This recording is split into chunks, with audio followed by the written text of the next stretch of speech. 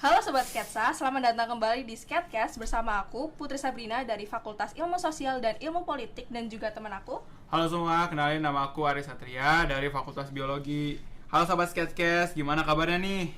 Baik dong, kalau kakak sendiri gimana? Waduh, nggak pernah sebaik ini sih. Apalagi karena hari ini diberi kesempatan buat menyapa Sobat Sketcast. Seneng banget sih pastinya ya. Terus ngomong-ngomong, di episode kali ini kita bakal ngobrolin apa ya, Put? Oke, jadi di episode Sketcast keempat ini kita bakal ngobrol terkait suatu hal yang sudah digadang-gadang untuk menjadi sarana pengembang diri bagi mahasiswa yang tidak lain dan tidak bukan. Selama beberapa menit ke depan ini kita bakal berbincang-bincang terkait eksistensi organisasi mahasiswa di Unsud tentunya dengan narasumber yang relate dan sesuai dengan pembahasan kita kali ini. Oke, seru banget nih kedengarannya, jadi makin gak sabar nih. Kita langsung aja sih sapa narasumber kita. Oke, halo Kak Bagus, apa kabar Kak? Halo Sobat Sketcast, dimanapun berada, kabarku baik. Perkenalkan ya, nama aku Bagus Hadi Kusuma. Alhamdulillah tahun ini diamanahkan sama mahasiswa Unsud jadi Presiden BEM Unsud tahun 2023. Oke, Sobat Sketcast kan pasti udah kenal nih siapa narasumber kita kali Iya, ini, yaitu betul Kak banget. Bagus, Presiden BEM Unsud periode 2022-2023. Tapi mungkin untuk lebih kenal lebih lanjut, boleh perkenalan lebih lanjut tentang kayak Iya nih. fakultas mana? Oke, Oh, halo Sobat Sketcast. Kalau aku aslinya itu jurusannya Kesehatan Masyarakat dari Fakultas Ilmu Kesehatan. Angkatannya cukup angkatan tua, yaitu angkatan 2019. Belum sih, belum ya. Belum ya? Oke, alhamdulillah. Oke, mungkin setelah perkenalan tadi, mungkin kita bisa masuk ke pembahasan podcast kita kali ini. Masuk pertanyaan pertama nih, organisasi apa dan yang pernah dan sedang kakak ikuti? Kalau organisasi yang sedang saya jalani atau sedang saya ikuti, jelas ya bahwa BEM Unsud tahun ini. Kalau pernah, aku pernah di BEM Unsud juga, cukup lumayan lama di BEM Unsud. Di BEM Unsud tuh aku tahun ini tuh udah tahun keempat, berarti 4 tahun aku di BEM Unsud. Sarjananya bukan sarjana kesehatan masyarakat aja, tapi sarjana BEM juga. Terus selain dari BEM Unsud, aku juga pernah ikut HIMA, himpunan jurusanku, HIMA Kesehatan Masyarakat. Terus aku juga pernah ikut di luar sih. Kalau ini organisasinya organisasi Ikatan Mahasiswa Kesehatan Masyarakat. Namanya Ikatan Senat Mahasiswa Kesehatan Masyarakat Indonesia. Itu yang pernah aku jalani dan pernah aku ikutin selama masa kuliah. Oh iya, aku mau nanya sebelum itu ya Kak, kayak experience itu, apa landasan kakak join itu sih apa ya? Kalau landasan join BEM Unsud, pertamanya awalnya 2019 itu rame Sobat Sketcast soal perjuangan Almed. Jadi kalau Sobat Sketcast yang selain angkatan 2019 mungkin sidang senat terbukanya pas penerimaan mahasiswa baru tuh biasanya pakai seremonial pakai Almed. Tapi di angkatan 2019 itu nggak ada Almednya. Kenapa? Karena tendernya itu belum dapet, masih lelang tender posisinya. Akhirnya ada pergerakan mahasiswa angkatan 2019 masih maba kita untuk memperjuangkan Almed dan bersinggungan dengan Kementerian Akpro saat itu di BEM Unsud, agitasi dan propaganda. Dari situlah akhirnya aku dapat dapat referensi, dapat semangat, motivasi untuk coba nih masuk kementerian ini karena seru banget buat memperjuangkan isu-isu. Nah, akhirnya aku masuk BEM Unsud di semester 2 di tahun 2020. Dan kalau HIMA posisinya aku merasa bahwa aku mahasiswa baru, belum terlalu dekat dengan jurusanku, belum dekat dengan angkatanku, makanya aku coba mau masuk HIMA untuk bisa guyup, untuk bisa dekat sama jurusanku dan sama angkatanku. Makanya aku masuk HIMA jurusanku. Kayak gitu. Oke, mungkin itu bisa bisa dilihat kalau itu salah satu hal yang bikin kakak tertarik buat ikut organisasi ya. Betul. Oke, menurut kakak, pandangan kakak terhadap organisasi di kampus tuh seperti apa sih? Ya nih, dilihat dari experience kakak kan karena udah banyak nih dari BEM, HIMA, terus Ikatan Senat juga. Jadi kita pengen tahu nih pandangan kakak yang lihat organisasi di kampus nih gimana? Kalau pandangan aku menarik organisasi kampus ya, organisasi mahasiswa ya, baik yang di luar eksternal maupun yang di internal kampus sendiri. Kenapa? Karena selama 4 tahun aku menjalankan organisasi baik di BEM Unsut atau 2 tahun kemarin 2 tahun di 2020 2021 aku menjalankan himpunan mahasiswa kesehatan masyarakat. Aku merasakan betul bahwa organisasi mahasiswa itu banyak bikin aku nge-improve diri aku. Ini fun fact aja teman-teman semua. Aku belum pernah nge-share ini ke orang banyak. Bahwa aku dulu pas SMA tuh nggak pernah ikut organisasi apapun. Kalau bisa dikatakan sekolah pulang gitu.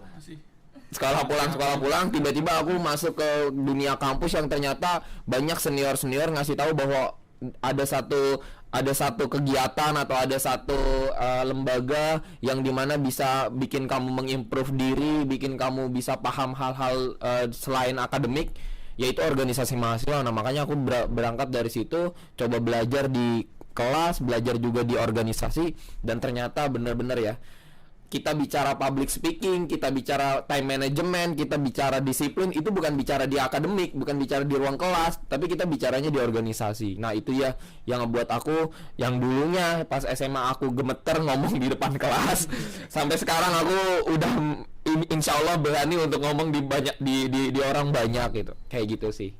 Kalau kamu pun gimana? SMA kamu ada experience nggak nih? Mungkin kalau aku SMA itu ikut salah satu ekstrakurikuler sih, itu Palang Merah Remaja. Oh, PMR ya. Nah itu banyak tuh. Iya. SMA aku banyak yang gitu tuh. Itu waktu itu cukup aktif sih karena aku mendapat amanah untuk jadi sekretaris 2 saat itu. Jadi lumayan aktif dan tahu gimana sih organisasi itu tuh mulai dari situ. Dari SMA ya. Oke, keren sih. Kayak mungkin lanjut ya Kak. Apakah ada hal khusus yang harus disiapkan untuk ikut gabung satu organisasi? Kalau aku pribadi ini my experience ya, POV ku sebenarnya nggak ada. Kenapa? Karena kalau dilihat ke belakang, aku tuh bener-bener emang SMA nggak punya modal apa-apa gitu.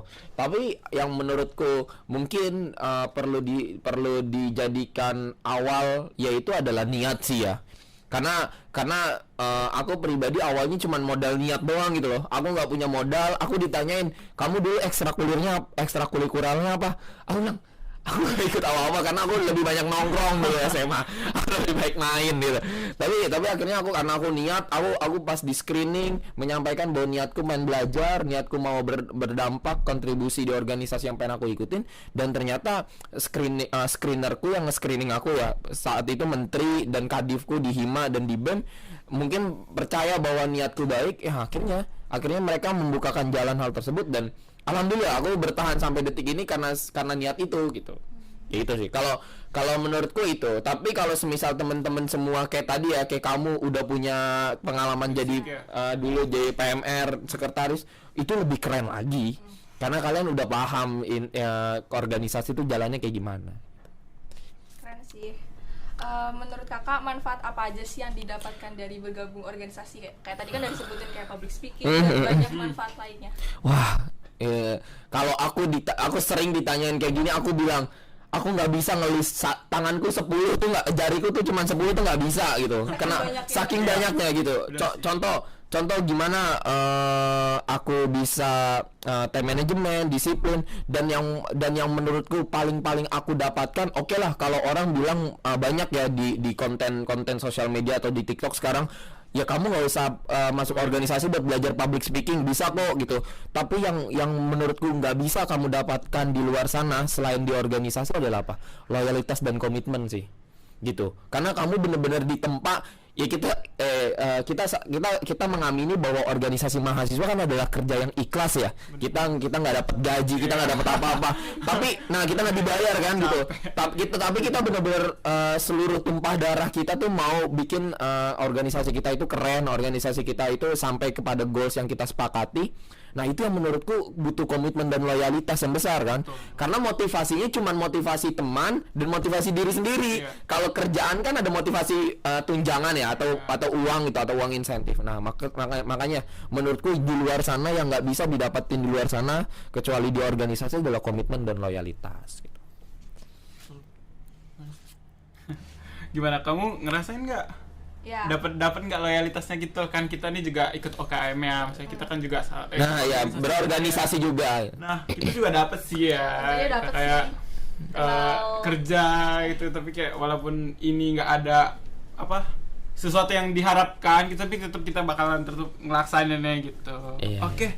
Mungkin karena kita sama-sama dalam organisasi juga ya kan, Iya. pastinya ada kendala nih. Apa aja sih yang kendala-kendala yang biasa dirasakan atau yang telah dari based on experience kakak nih? Apa aja?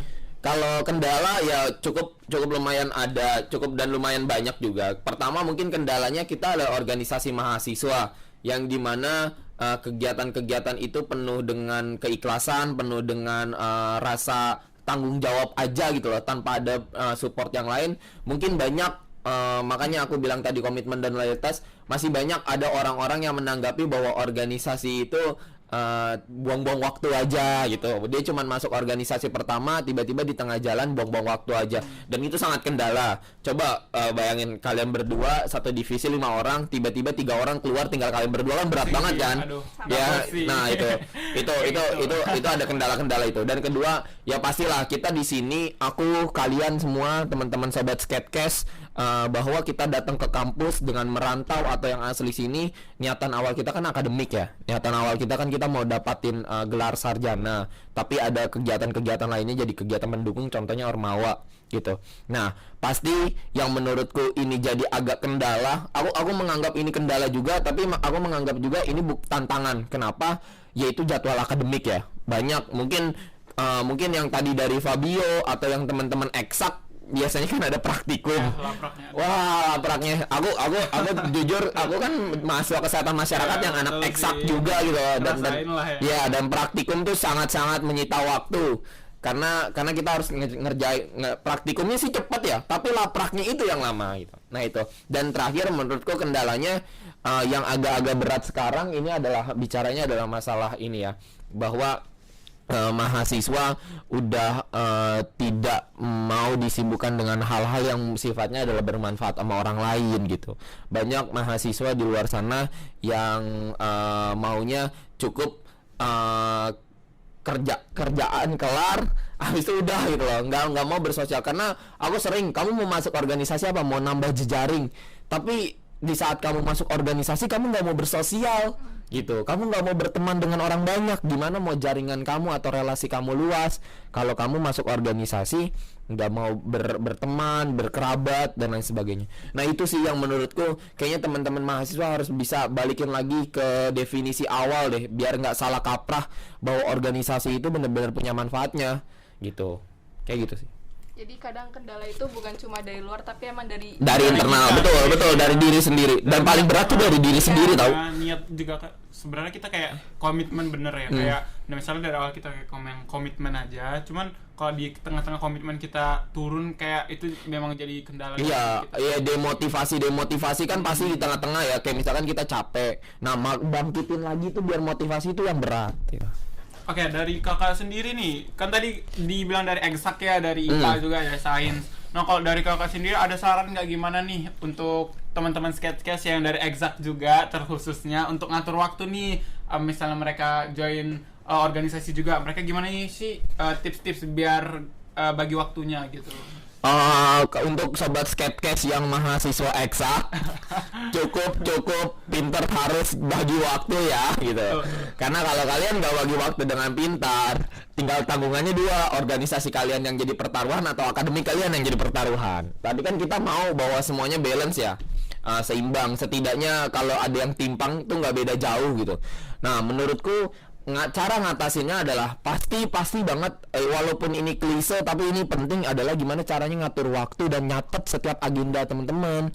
Seringnya nih, aku pengalamanku udah 4 tahun di BEM Unsur dan 2 tahun di himpunan, banyak mahasiswa yang organisatoris itu tidak mencatat setiap agendanya gitu. Semisal hari ini aku podcast bareng teman-teman LPM Sketsa, jam 1 sampai jam 2 atau jam 3, nanti jam 4-nya aku ada agenda lagi. Dicatat teman-teman semua sobat Skatecast, karena kadang-kadang kita pakainya intuisi. besok sore aku mau kemana ya? Iya, ternyata betul. ternyata ngatur ternyata ada rapat yang tabrakan atau ada agenda yang tabrakan ya kan. Sekarang kan zamannya udah offline ya, udah bukan lagi dulu yang online yang kita bisa nyambi 3 rapat 4 rapat dan lain sebagainya gitu. Dan sekarang kan aku kayak sekarang aku kesini podcast bareng teman-teman LPM Skate nggak mungkin dong badanku dibelah ditaruh di geraha untuk persiapan yang lain, kegiatan lain itu nggak mungkin gitu. Nah makanya aku catat setiap agenda dan teman-teman sobat Skatecast aku pesanin itu, catat agenda teman-teman. Dan juga terkhususnya agenda akademik dan organisasi ya gitu. Jadi clear, oh jam 1 ini aku ada praktikum loh. Jadi kalau aku ada agenda atau ada jadwal jam 1 nggak boleh bisa karena aku ada praktikum. Nah itu, kadang-kadang mahasiswa tuh terjebak dengan intuisinya kayak gitu. Kayak mau ngapain ya kita jam 1 nanti mau ngapain ya gitu. Kayak gitu. Oke, itu tuh teman-teman sobat Sketch ya, tips-tips dari Kak Bagus nih yang udah berpengalaman punya organisasi banyak ya. Oke, kita mungkin langsung ke main topiknya kali ya Kak ya. Boleh banget. Oke, main topiknya tuh kayak kita lihat sekarang karena tadi Kakak udah nyinggung juga soal di aplikasi lain atau di mana yang ngomong kalau nggak usah berorganisasi Iya. Nah, kok dari Kakak tuh kenapa minat organisasi mahasiswa sekarang tuh pada menurun ya? Oke, kalau aku pribadi aku nyimpulin ada 3 eksternal dan internal organisasi. Aku berangkat dari eksternal dulu. Yang pertama pastinya MBKM. MBKM sangat-sangat berdampak banget. Kenapa? Kita coba bayangkan 10 tahun walaupun teman-teman semua mungkin angkatan muda ya. Aku berangkat datang ke 2019 di mana program MBKM itu belum ada dan di mana pilihan mahasiswa itu cuman organisasi kalau mau kegiatan di luar akademik. Nah, kalau mau ada kegiatan akademik ya mungkin proyek dosen dan lain sebagainya, penelitian gitu. Dulu di zaman 2019ku itu nggak mudah magang.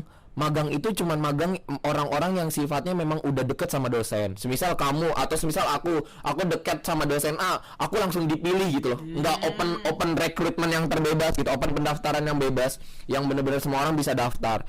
Nah, zaman sekarang kan MBKM udah ada dan mempermudah mahasiswa untuk ikut magang, kegiatan-kegiatan selain organisasi mahasiswa. Dan itu menurutku menjadi satu pengaruh atau dampak membuat minat organisasi menurun. Kenapa? Karena mahasiswa akhirnya banyak pilihan selain organisasi. Kalau dulu kan pilihannya cuma organisasi kan. Ya daripada gue kuliah pulang lebih baik gue organisasi karena gue magang nggak bisa, susah dan lain sebagainya. Nah, yang kedua, menurutku yang tadi aku sudah sampaikan di awal bahwa ada dampak atau ada campaign di sosial media kita, di TikTok, di Instagram, yang dimana banyak orang-orang tuh udah mulai bersuara tentang bahwa organisasi itu buang-buang waktu.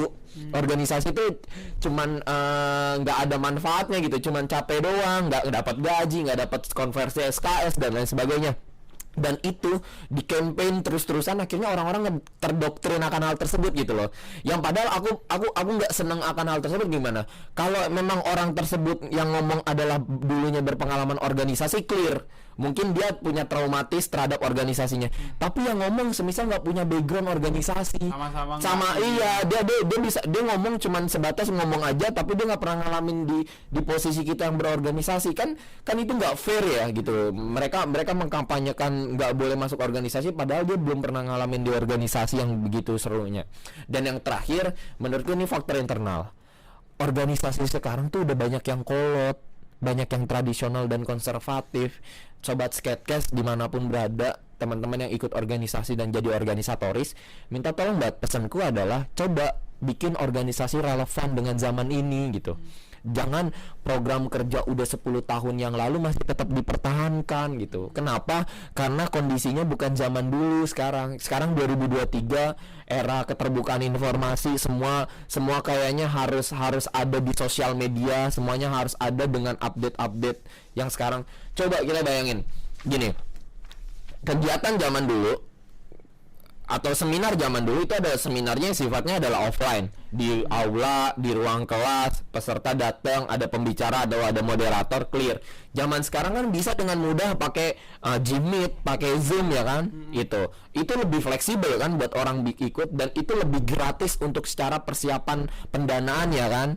gitu. Nah, menurutku gitu. Dan juga ada beberapa hal yang sifatnya bahwa organisasi ini udah usang, udah terketinggalan jauh secara program kerja, secara nilai dan budaya kerjanya. Nah, itu yang perlu dirubah.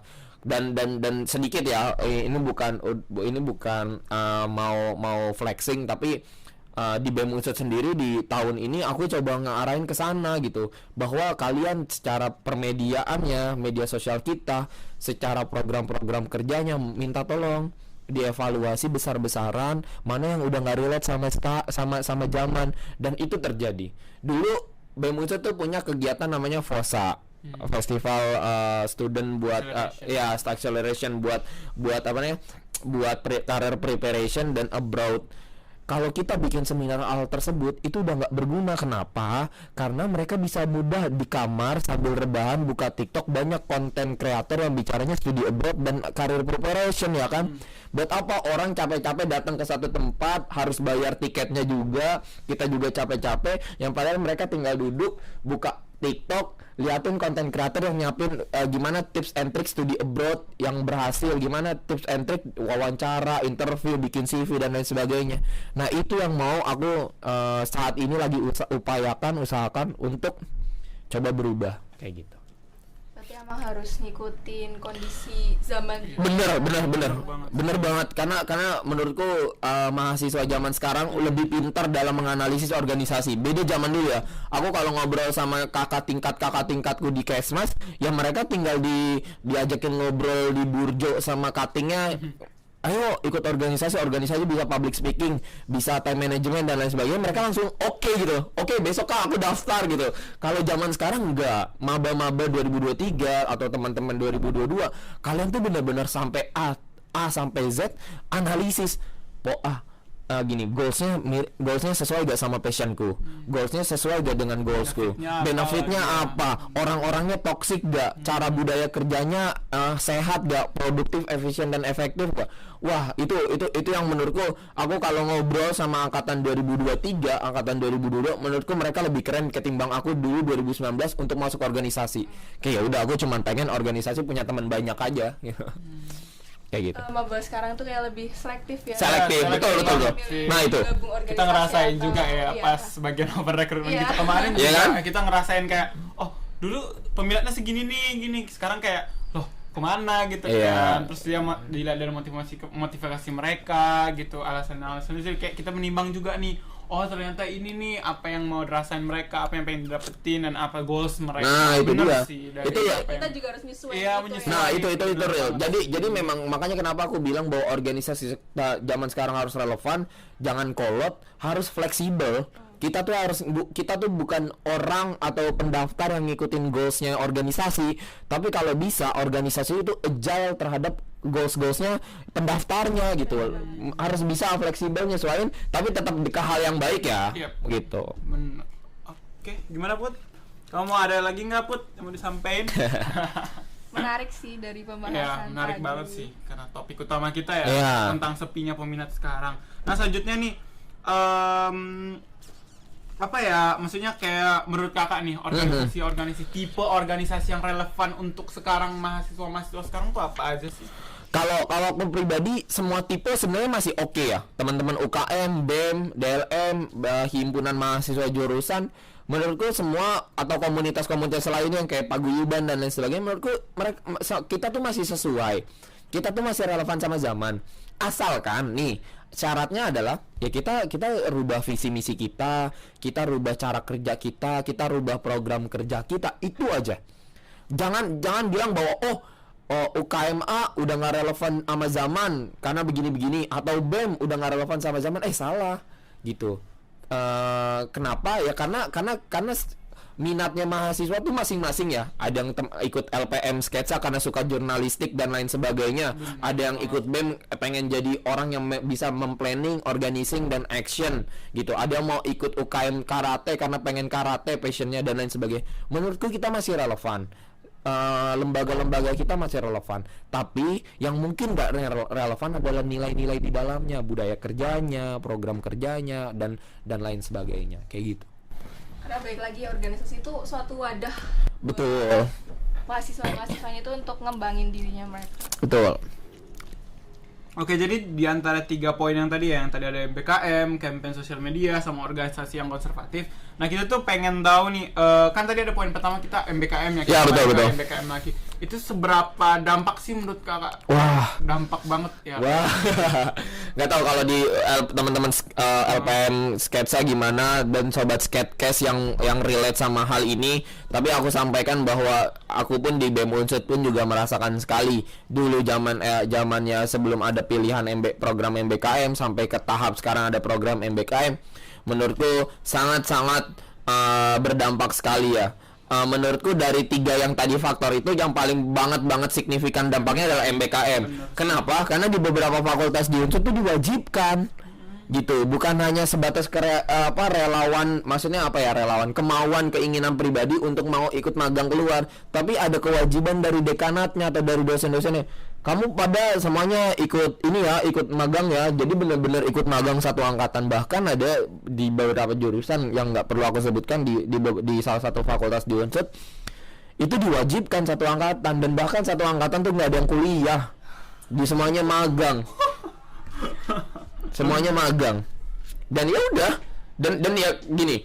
Dan gini, banyak sekarang kondisi sekarang kita kalau observasi real organisasi mahasiswa sekarang banyak yang vakum, banyak yang mati gitu ya. Permasalahannya adalah mereka tidak ada kaderisasi, mereka tidak ada yang melanjutkan tongkat estafet organisasinya. Ya kenapa? Ya karena itu. Contohnya adalah hubungannya adalah magang 1 tahun. Semisal angkatan 20 magang semua. Akhirnya organisasi harusnya yang ketuanya angkatan 20, kadif-kadifnya atau kalau di BEM Unsud menteri-menterinya angkatan 20 hilang dong. Ya akhirnya gimana, siapa yang lanjutin? Kalau angkatan 21 lompat ke angkatan 21 belum siap. Pemahamannya belum matang gitu. Secara mental juga belum oke gitu. Nah, makanya kenapa aku bilang bahwa MBKM itu dampaknya besar banget ke mahasiswa, karena ternyata bukan cuman kemauan pribadi untuk ikut MBKM. Kalau menurutku ya, kalau MBKM itu program yang sifatnya adalah keikutsertaannya adalah kemauan pribadi, menurutku Ormawa nggak akan berdampak banget. Kenapa? Pasti ada banyak mahasiswa di luar sana yang memang mau ikut Ormawa gitu, organisasi. Tapi kalau sistemnya sudah menganjurkan atau mewajibkan, ya mereka mau nggak mau kan, gitu. Berarti emang MBKM tuh salah satu dampak yang dampak besar dampak sama banget. penurunan daya tarik organisasi Betul. Tapi emang MBKM itu pro kontra ya teman-teman ya. Maksudnya ada yang benar-benar memang mendapatkan benefit dari MBKM, kita juga mengamini itu. Tapi ada juga kalau kita yang mungkin aku atau teman-teman yang belajar atau bergerak bersama di organisasi, kita yang merasakan bahwa MBKM itu ganggu banget ya kan. Dan juga begitu sebaliknya, mungkin ada yang kayak kita bilang bahwa organisasi itu benefitnya banyak. Mungkin teman-teman yang ikut MBKM merasa bahwa organisasi itu buang-buang waktu doang mendingan MBKM. Jadi menurutku pro kontra itu wajar pasti ya. Tapi kalau aku pribadi dalam POV sebagai organisasi, ikut organisasi MBKM sangat berdampak sekali. Terus kalau dari situ gimana sih caranya biar Ormawa tuh bisa menyesuaikan diri? Biar minum dulu. Aku minum dulu ya.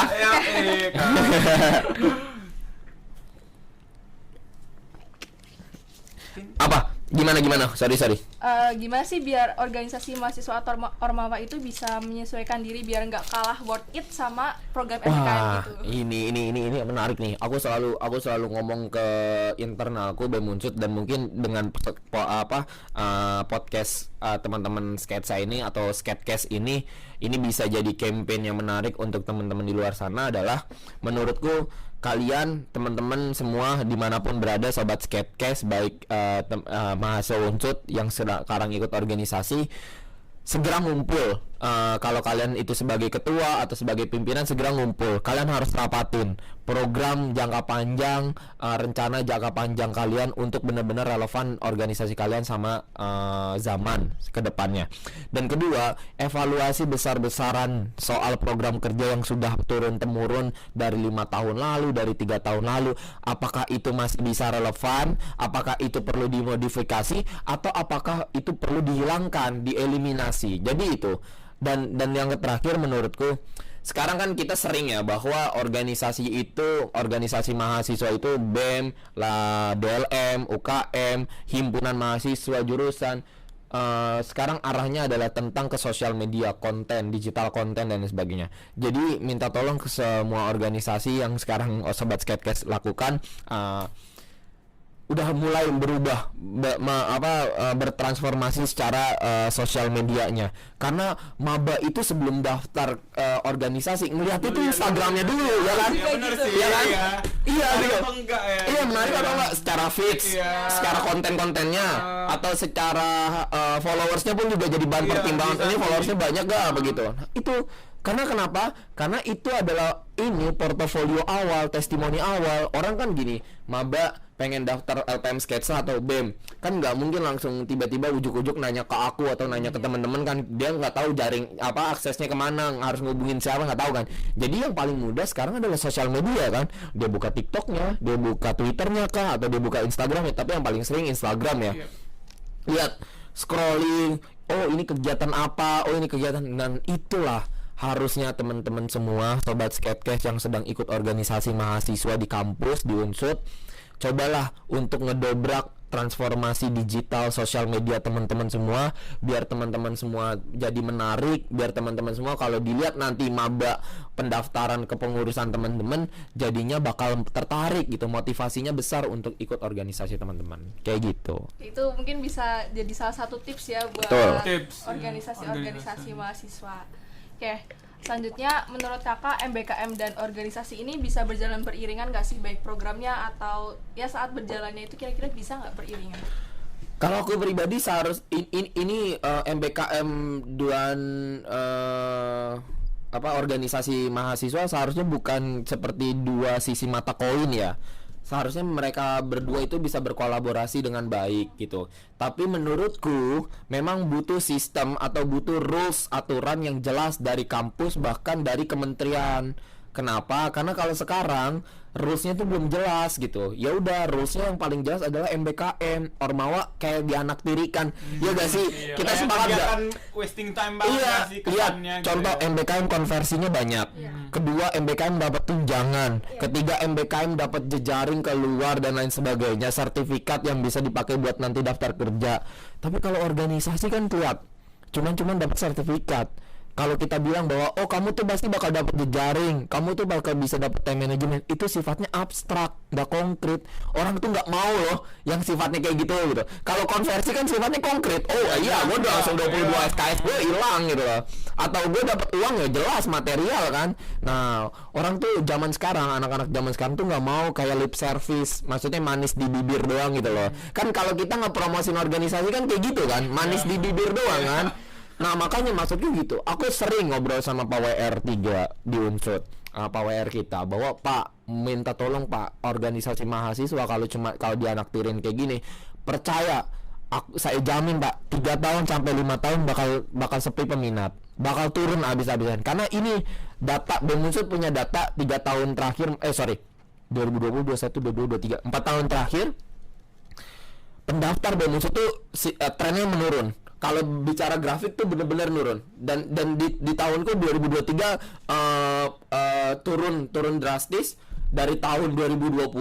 Tapi aku bisa kemungkinan kalau grafik ini nggak dibalikan bakal tetap turun sampai paling sedikitnya nggak tahu kapan, apakah tahun depan, apakah tahun selanjutnya dan lain sebagainya. Nah maksudnya adalah gimana caranya ngedomplang itu dengan cara sistem yang jelas atau benefit yang jelas. Minta tolong, aku bilang ke Pak WR3, Pak bisa gak organisasi mahasiswa itu setidaknya konversi SKS 6, itu udah seneng. Iya kan? Aku atau teman-teman semua atau sobat Skatecast di luar sana pasti ada yang matkulnya paling susah, praktikumnya paling banyak, atau dosennya killer.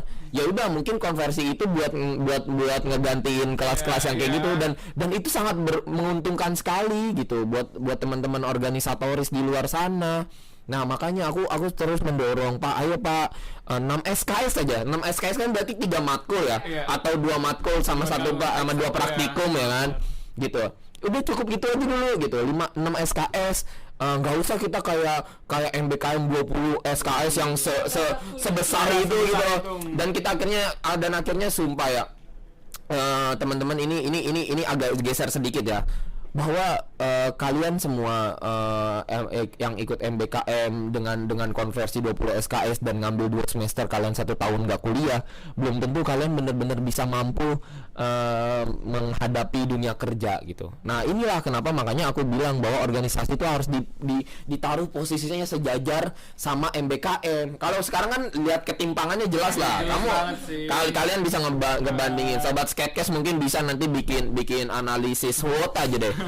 MBKM dan organisasi mahasiswa, wah itu udah beda jauh banget gitu. Dan aku ngerasain, oke, clear, aku tahun terakhir di berorganisasi dan di kampus. Dan teman-teman 2023 kan masih baru. Teman-teman 2022 kan masih baru gitu loh. Dan tahun kalian masih panjang. Kalau aku sering dibilang sama katingku, angkatan pertama, angkatan kedua, termuda, kalian tuh masa emas banget. Karena kalian masih banyak tahun-tahun selanjutnya untuk ngejalanin kegiatan-kegiatan di luar akademik, organisasi mahasiswa yang banget-banget bermanfaat ke kalian. Nah itu aku mau banget-banget mendorong. Kalau di tahunku belum berhasil, mudah-mudahan aku pesan di tahun depan, di tahun selanjutnya, untuk posisi MBKM dan Ormawa itu sejajar, supaya meningkatkan peminatan lagi. betul. Karena kalau dilihat sebenarnya di luar tunjangan sama konversi SKS itu, posisi MBKM sama organisasi mahasiswa tuh manfaatnya kurang lebih sama banget, benar. Sama. Kadang juga kalau bisa dilihat, makanya tadi udah disebutkan juga pro dan kontra ya. Jadi di organisasi kita juga ada pro dan kontra. Ada pro dan kontra, betul. Juga ada yang pro dan kontra. Betul. Gitu. Nah terus di bagian konversi SKS juga ya, itu sih penting banget sih. Jadi kayak mungkin supaya orang-orang nggak mikir kali, oh join ini jadi wasting time doang. Nah itu dia kan, agar capek doang, udah tuntutan akademik banyak. Apalagi yang tadi kita obrolin tentang teman-teman eksak ya kan, teman-teman saintek yang ada praktikum, ada kuliah, terus habis itu diberatkan dengan organisasi kan berat kan. Nah minta cuma dapat pressure doang. Nah iya, atas, gitu, pressure doang, akhirnya nanti toxic positivity kan zaman sekarang kan kayak gitu. Jadi muncul pola pikir kayak ngapain gue join ini gitu kan, ujung-ujungnya gue kayak gini-gini nggak dapet bini, ngerasa nggak dapet benefit gitu sih. Kayak dari pembahasan yang cukup menarik dan luar biasa itu tadi, gimana sih pesan kakak untuk para mahasiswa yang masih kurang berminat untuk ikut organisasi? Pesanku untuk sobat Sketcast di luar sana, menurutku organisasi itu jadi satu entitas atau jadi instrumen, unsur yang paling penting di kehidupan kampus. Karena aku ngutip apa yang disampaikan dosenku, bahwa dunia kampus itu adalah simulasi dunia profesional. Kalian benar-benar harus ditempa di dunia kampus. Karena mahasiswa boleh salah, tapi di saat kalian jadi pekerja nggak boleh salah. Kenapa? Karena ya kalian udah dunia profesional. Dan makanya carilah kesalahan sebanyak-banyaknya di kampus. Bukan berarti kalian salah itu normal, bukan. Tapi dengan salah kalian bisa belajar bahwa ada hal yang kurang, ada hal yang belum baik, ada hal yang perlu diperbaiki. Dan carilah kesalahan itu di organisasi, teman-teman semua. Organisasi bisa jadi wadah, bisa jadi tempat kalian untuk bisa mengembangkan, memberdayakan, dan mengkaryakan diri kalian masing-masing di organisasi. Karena organisasi itu, aku pahamin bahwa organisasi itu POA yang tadi, planning, organizing, dan action. Kamu pasti akan ngerencanain, ya kan? Kita di organisasi ngerencanain, abis itu kita ngorganisir biar perencanaan kita berhasil, dan actionnya adalah pelaksanaan kegiatan kita kan gitu. Nah itu yang menurutku bisa banyak banget kita dapatkan. Dan juga untuk sedikit harapanku teman-teman mahasiswa yang ikut MBKM, aku sama sekali tidak mau menyalahkan teman-teman, tapi teman-teman semua yang sobat Sketcast yang mungkin sedang ikut MBKM, dapatkan ilmu sebanyak-banyaknya di MBKM, di program MBKM. Dan juga kalau semisal kalian masih ada waktu, daftar organisasi, belajar di kedua sisi itu lebih baik, karena kalian bisa merasakan kedua sisi itu baik buruknya. Mungkin jangan sampai kalian merasakan MBKM aja, atau jangan teman-teman juga merasakan organisasi aja. Cobain dua-duanya, bandingin abis itu kan fair ya kan? Iya benar. Gitu, ketimbang ngebandingin satu doang berat sebelah. Satunya gitu. Gitu. Ya mungkin dari kita udah cukup ya. Mungkin karena kita tadi ngebahas tentang sepi peminat ini mahasiswa, jadi kayak kita tuh nangkepnya kayak Oh jadi ada beberapa faktor nih yang tadi dari Kak Bagus sampaikan juga, ada dari kegiatan MBKM yang tadinya, terus ada campaign. Nah jadi terus ada organisasi konservatif, jadi itu kayak lebih bikin apa ya, menurun. Ya. Tapi masih organisasi masih tetap relevan. Masih relevan dan banyak benefit betul, yang kita betul. ambil sih dari organisasi sendiri, sama-sama hampir sama dengan MBKM, cuman mungkin di bobot di MBKM mungkin ada yang lebih nilai plus. Benefitnya ada lebih banyak ketimbang Karena itu juga resmi dari kementerian, dan betul. lain-lain gitu. Mungkin dari Putri ada yang mau ditambahin nggak, Put? Mungkin balik lagi ke mahasiswa yang mau bergabung ke organisasi mahasiswa, itu balik lagi ke tujuan awal dari organisasi itu kan untuk mewadahi diri kita untuk berkembang ya. Jadi kita harus punya komitmen untuk bisa terus menjalankan seluruh kegiatan yang ada di organisasi itu.